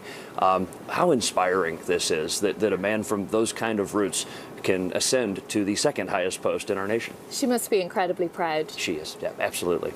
Absolutely, and she's got a lot to be proud of, and the entire state of Ohio is proud of J.D. Vance, and Ohioans have a lot of things to be excited about because, of course, we've got a National College Football Championship tonight as well. So it's a big day for the Buckeye State. What are you going to watch later then? You'll have a little screen out with the game on while you're at a ball? Doing a bit of both, yeah, absolutely, absolutely. So talk to us a bit then about what kind of vice president that J.D. Vance will be. I mean, people sometimes cruelly say that, the vice president just has a job if something terrible happens to the president. It's up to each administration to work out how that partnership is going to work. I'm confident that J.D. Vance is going to be a great partner for President Trump. Of course, he serves in the role as president of the U.S. Senate as well. We have, as Republicans, a really aggressive legislative agenda. I'm sure that Vice President Vance is going to be working on that, and he brings a lot of great experience as a military veteran as well. And so I think that you're going to see him have a really dynamic role in this administration, not just the guy that waits around in case something bad happens to the president. Do you expect that he might have a sort of portfolio himself to look after, and what might that be? Well, I fully expect, given his background, that a lot of things related to the economy and technology and really advancing America's role as a national leader in things like cryptocurrency, in things like advanced manufacturing, which Ohio excels in. So I think that those are some of the things. He has a background in venture capital as an entrepreneur himself, and so making America great again also means making America prosperous again and growing our economy that way. And I think that that's a lot of what Vice President Vance is going to focus on as well. Now, just a couple of days ago, he officially resigned his Senate seat, which he has to do, obviously, before he's sworn in as vice president. You're one of the people who've been tipped to maybe take that seat. Have you any news to share yourself today? Well, the governor made his choice, and that was announced. Of course, the governor appoints the replacement, and he chose our lieutenant governor, a man named John Husted, who's going to do a tremendous job. In fact, I was one of the people. I had to sign the document to help make that official after the governor signed it. I believe that our new senator will be sworn in within the next 24 hours because there's a lot of work to do. Again, all of these appointments that have to get through the process. Really, we see this as an opportunity. We've got to get those people through the confirmation process so that they can begin driving that America First agenda that President Trump ran on and was overwhelmingly elected on. Okay. Well, Frank LaRose, thank you so much for joining us here on this. I know it's a very special day, as you were saying, for yourself and everyone from Ohio, so we appreciate you sharing some of your time with us. Thank you so much. Enjoy your day. Yes, indeed. All right, certainly we will be keeping our eye on the vice president-elect as well as the president-elect Donald Trump. We still have pictures up on your screen of the Blair House. That is, as we said, just across from the White House, and that is where the president-elect Donald Trump and Melania Trump have spent the night, as is the tradition before the inauguration day. We are expecting them to depart from the Blair House soon, likely in the coming minutes, and then head to St. John's Episcopal Church, which is also very close by, and that is where they will be led in a prayer service. It is intended to be an apolitical prayer service. It's one where there are no video or pictures. You just have a small, tight circle, the president-elect, the vice president-elect, and their inner circle. And the reverend who will be delivering this prayer service, Reverend Fisher, telling local news that this is an intentionally different service from what the rest of the day is going to be. The rest of the day, of course, that pomp and pageantry of the inauguration. And he said he had shaped this service to be, quote, something that speaks to the role of the office and the importance of our citizenship. So that's what we're expecting to happen shortly. Again, Donald Trump and Melania Trump expecting to depart from the Blair House and head right to those images you're seeing of St. John's Episcopal Church. So we're going to keep our eye on that. But of course, a little bit later in the day, we will see the president-elect and the vice president-elect head to the Capitol Rotunda, where they will be sworn in as well. And dignitaries from around the world will join U.S. lawmakers and business leaders. We're expecting them as well to be there, presidents past and present, of course, for the traditional transfer of power as we continue to see those cars lined up outside of Blair House. Again, a very cold day here in Washington, D.C. These icy temperatures, the reason that the inauguration ceremony was moved indoors. But as you probably can see from these pictures, we were blessed with some pretty nice sunshine today that perhaps will make those temperatures a little bit more bearable. But of course, the president-elect and Melania Trump will be whisked away in those cars and taken to St. John's Episcopal Church. And as we said, we are going to see a traditional transfer of power that will take place then in the Capitol Rotunda. That's expected to happen a little bit later in the day. Again, those are the images from the church there. And indeed, we saw the Reverend talk a little bit earlier about what he was going to deliver in the prayer service, and he said he hopes to appeal to the, quote, better angels of their nature. That is a quote that he took from a former president as well, President Abraham Lincoln. And we are now seeing, there we go, the Vice President-elect, J.D. Vance, arriving at St. John's Episcopal Church. And his wife, Usha Vance, we're going to see her, I think, in just a moment, exiting from that car as well. The president-elect, formerly the senator from Ohio, and there we see Usha Vance at his side there, of course, as they walk into the church for the service. And this is, of course, an historic moment for him as well. He's one of the youngest, not the youngest, but one of the youngest vice presidents to be taking office, and he's entering the church. As we said, we're not going to see video and pictures from inside the church. We will see them entering there as they come from the Blair House, but that service is intended to be closed off to the public, intended to be a bit of a spiritual moment, a moment of respite, if you will, in a very busy day for the vice president-elect and for the president-elect as well. And we heard from Frank LaRose just a moment ago that they're, Katrina, Frank LaRose just speaking to you about how proud they are, of course, in Ohio to see J.D. Vance taking this role. Oh, they're so excited, Sumi. I mean, this is a massive moment for anyone who is connected to someone who's taking high office like that. You know, politics aside, for their friends and family, it's huge. We can see, as we're talking here about J.D. Vance, the motorcade leaving from Blair House there. Yep, that's it, just pulling away.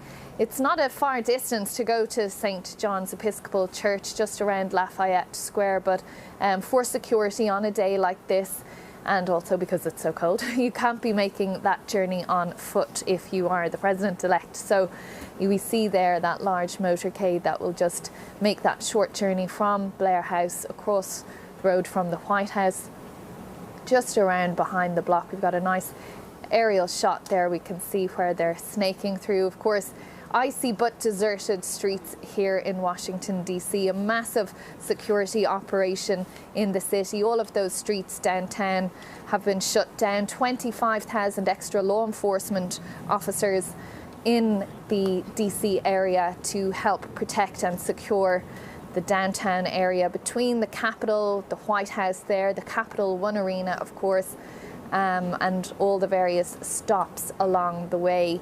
The presidential parade, as we said earlier, is not happening, but there will be a short distance that the motorcade will go from the Capital One Arena to the White House, and there is an expectation that large crowds will line the street for a glimpse of, as he will be then, President Donald Trump.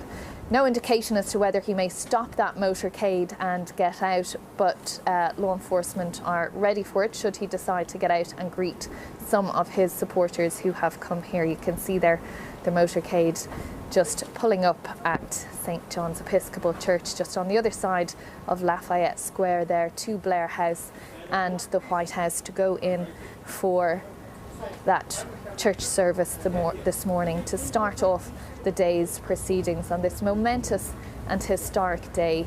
So a moment ago, the Vice President-elect J.D. Vance and his wife Ushevants have already gone in and are seated.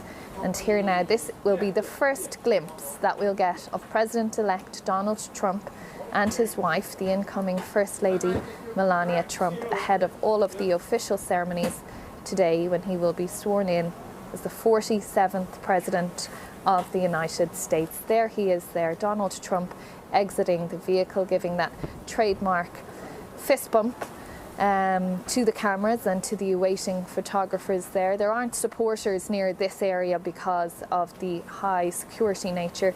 There we have Melania Trump with him as they walk from the motorcade into the church, greeted there by the Reverend of that church. There we go, the first glimpse of President-elect Donald Trump and soon-to-be First Lady Melania Trump.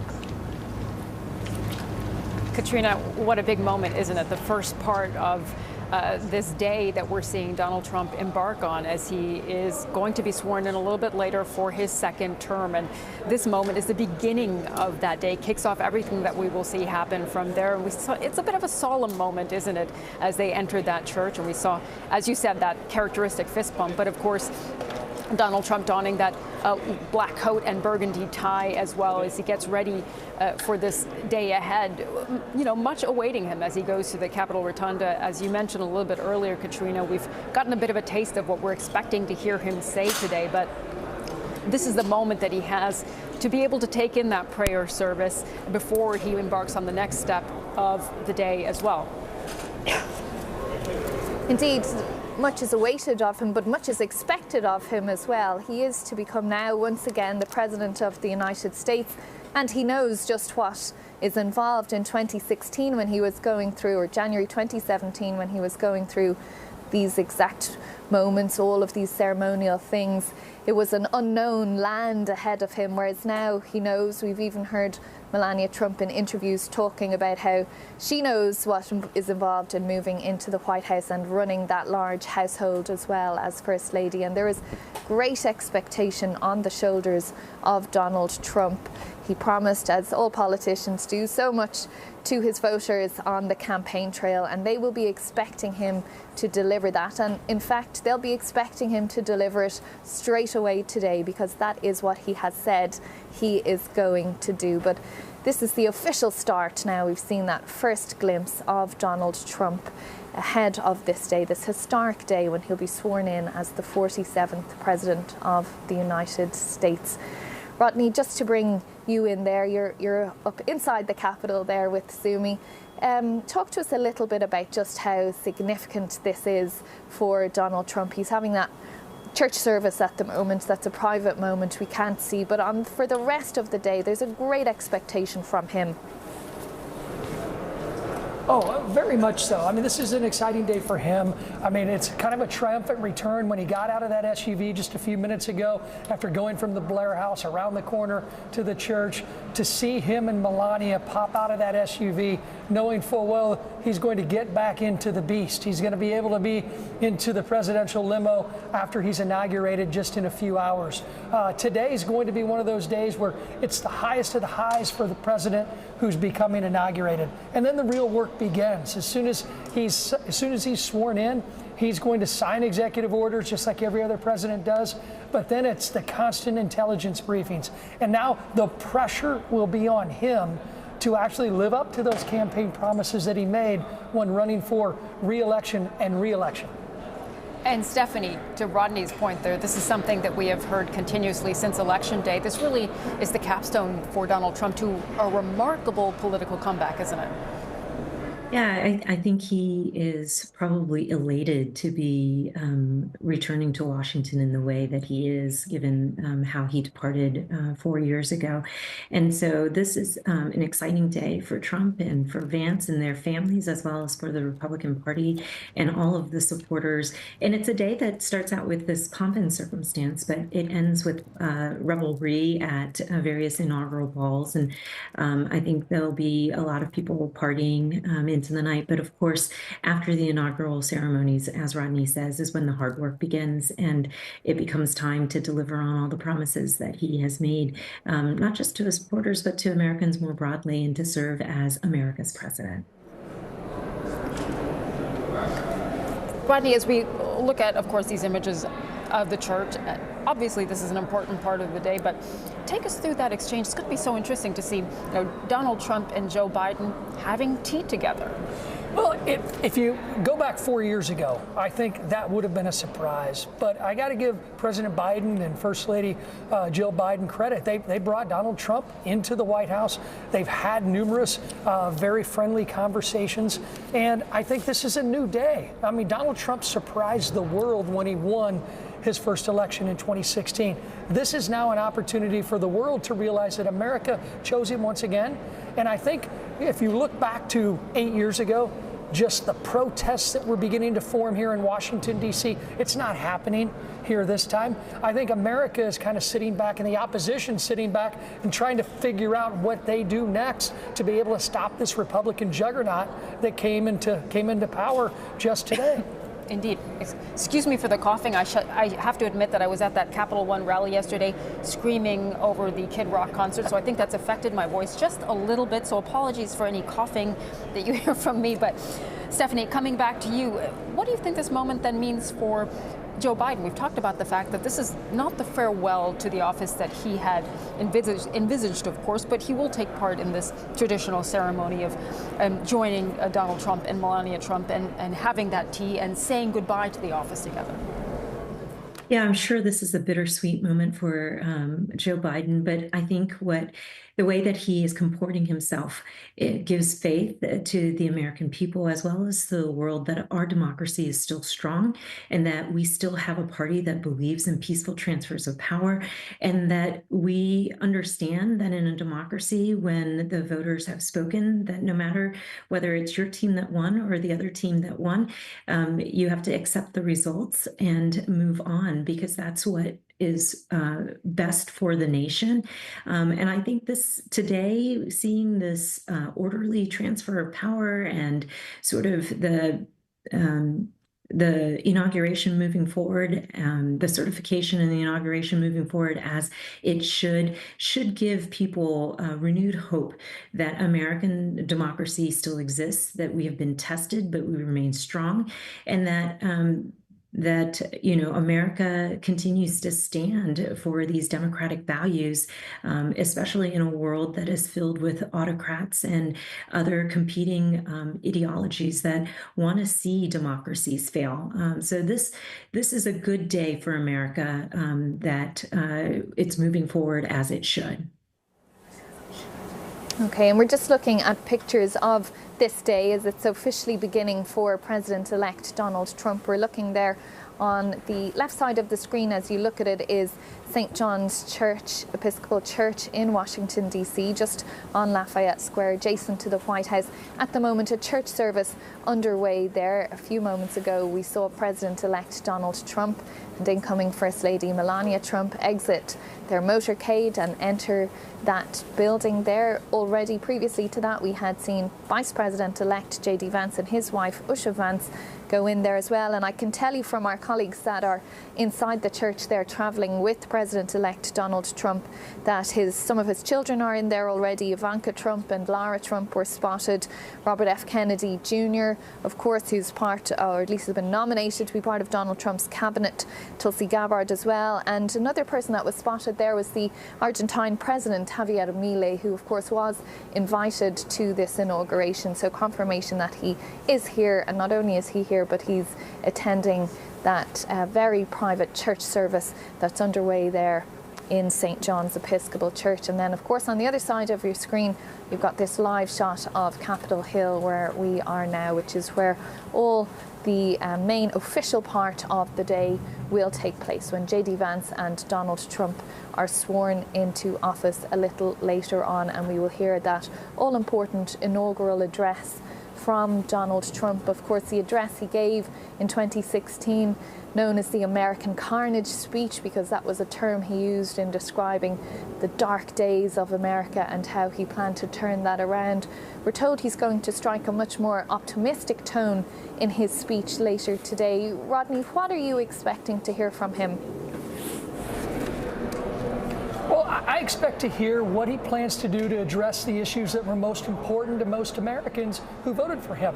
How is he going to address the economy? How is he going to address ever-increasing inflationary pressures? He's going to mention what has happened at the border during the Biden administration, known as the Biden border surge. I expect those issues to be first and foremost. But in the end, President Trump is likely to go off script. He does that in almost every speech he has, and I would expect this might be, because of the weather and not having to deal with it, it might be one of the longest off-script inaugural speeches that America's ever witnessed. But I will tell you, as somebody like Stephanie, we sat on the platform for different presidential inaugurations to see the transfer of power in the United States of America, to see us move from one president to another in a very peaceful way is something that I was proud to be a part of, and it makes you appreciate the job that you have as an elected official. And Stephanie, coming to you, to looking ahead to